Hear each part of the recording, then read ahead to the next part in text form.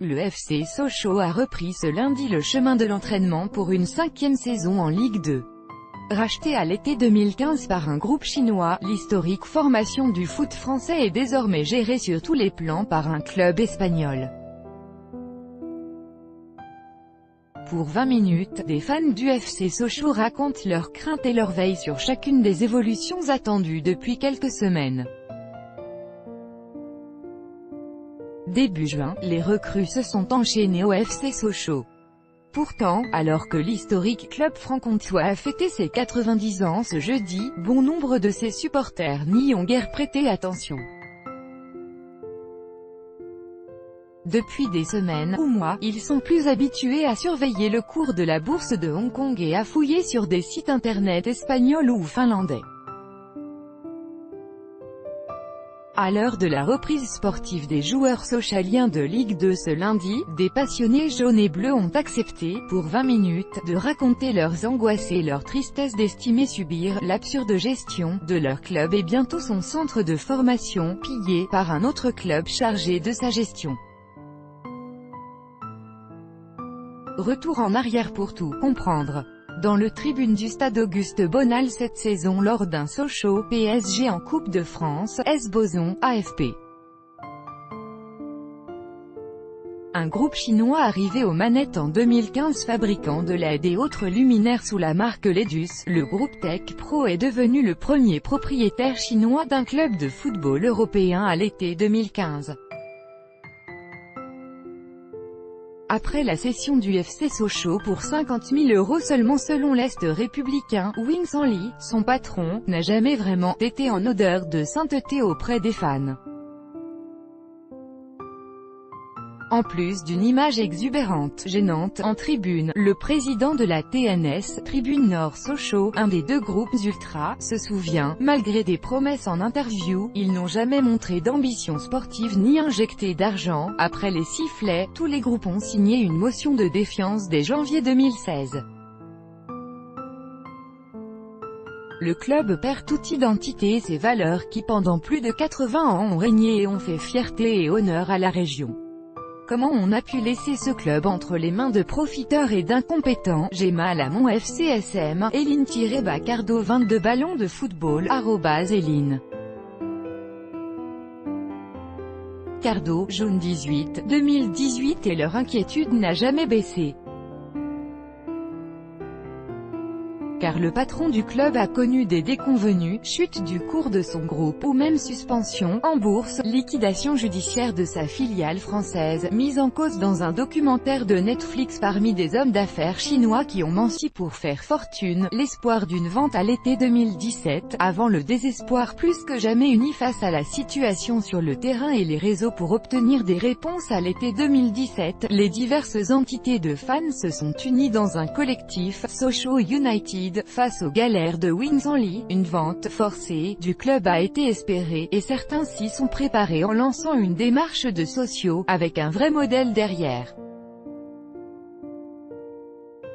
On a voulu ouvrir cette possibilité pour une gestion transparente, décrit Mathieu Triclot, derrière l'Excel-blog La Bande à Bonal.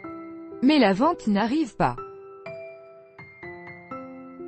Thibaut, de la TNS, embraye, et la saison a été rythmée par l'absurdité de la gestion de Ledus. Pourquoi il s'obstine, on l'ignore, mais le boss a eu une autre idée. Sacrée surprise le 25 avril, sur le site du club, le Bachconien Alavé est responsable de la gestion globale du FCSM pour 3 saisons, dans tous les domaines, sportifs, financiers, économiques, managérial. Une deuxième lame pour une partie des fans, sans voix, les ultras boycottent les 3 derniers matchs de la saison. Mathieu Triclot décrypte, on conjugue le foot business d'aujourd'hui, avec des patrons véreux, et celui de demain, où des vautours viennent prendre ce qu'il y a à prendre. On vit un démantèlement du club, gestion déléguée et avenir dans le flou. On n'a jamais digéré que Peugeot nous lâche car depuis 3 ans, tout s'effondre. Thésard en littérature à la ville, le président de la TNS, 26 ans, craint pour le centre de formation. Pour un club, c'est comme toucher à un enfant, ce qui vous est le plus cher. C'est la dernière chose précieuse qu'il restait. Et là, ils vont pouvoir se servir. Baskonia a une bonne réputation, mais pourquoi s'associe-t-il à des mecs tendancieux comme les Dus? Ils ont forcément un intérêt. Alliance des clubs de foot et de basket de la ville de Vitoria, Baskonia Alavés s'est fait un nom en Espagne, avant la Finlande et la Croatie, où il a déjà pris en main de petites formations, le JS Hercule et le NK Rude, qu'il vient de lâcher, en ayant des vues sur d'autres, ailleurs. Cherchant de jeunes talents et des carrières à lancer, et il a intégré Sochaux dans la circulation de plusieurs de ses joueurs. Mathieu Triclot analyse, leur modèle économique, c'est de brasser du monde pour tenter de faire de la thune en espérant que l'un ait les capacités pour aller plus haut. Le dealer est royal, ils sont consultants externes, payés pour retirer des bénéfices. En interne, certains espèrent pourtant que les Espagnols fassent bouger les choses. Sur @PlanelSochaux, @Vicodinin confirme et complète les infos sur la gestion Baskonia. Kinés, jardiniers, femmes de ménage se font dégager sous le chantage de contrats low cost. Il faut que ça cesse. pic.twitter.com/G1FBJ1QW0 John Bascoldu, @Bombonal, June 18, 2018. Une gestion estimée low cost et la volonté d'alerter dans le flou. Ses fans voient, Sochaux comme un pion dans une multinationale en pleine expansion et en avance dans le foot, selon Thibaut. Ou à l'avant-garde pour Mathieu Triclot, organiser la circulation de ses joueurs entre ces clubs est une nouvelle manière de spéculer. Ce sont des produits financiers qui arrivent à Sochaux. Traduction, on est là depuis 15 jours et on veut faire des bénéfices à court terme en vendant tous nos meilleurs joueurs. On n'essaie pas on sera dans un an, mais on espère bien réaliser des entrées d'argent en poussant vers la sortie tous nos joueurs formés au club.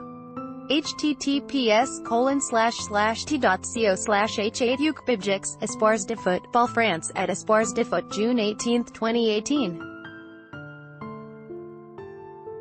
Ils cherchent à faire des bénéfices rapidement en vendant leurs jeunes joueurs avec une bonne valeur marchande.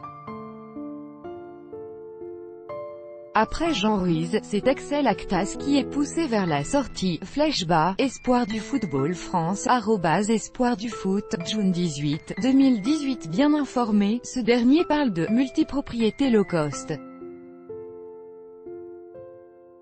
Selon lui, les tarifs des kinés du club ont été revus à la baisse, et des contrats étaient à la limite des minimums légaux. La masse salariale, elle, est en baisse. Outre les fins de contrats de cadre non reconduits, des joueurs du club sont poussés vers la sortie, confirme l'Est républicain. Les joueurs qui refusent dans leur club pro sont souvent critiqués. Mais que dire du comportement des nouveaux dirigeants du FC Sochaux qui n'hésitent pas à pousser des jeunes vers la sortie afin de récupérer des liquidités pour financer leurs projets sportifs. Espoir du football France, @Espoir du foot, June 19, 2018. À Sochaux, les gens sont attachés à l'image d'un club populaire, familial. Mais là, avec un propriétaire chinois et un gestionnaire espagnol sous-traitant, peut-on imaginer un autre moyen de perdre encore plus notre identité? Comme Thibaut, pas question pour ses supporters de cautionner cette évolution, et une possible grosse rotation de joueurs. Une saison à venir passée à lutter contre leur gestionnaire?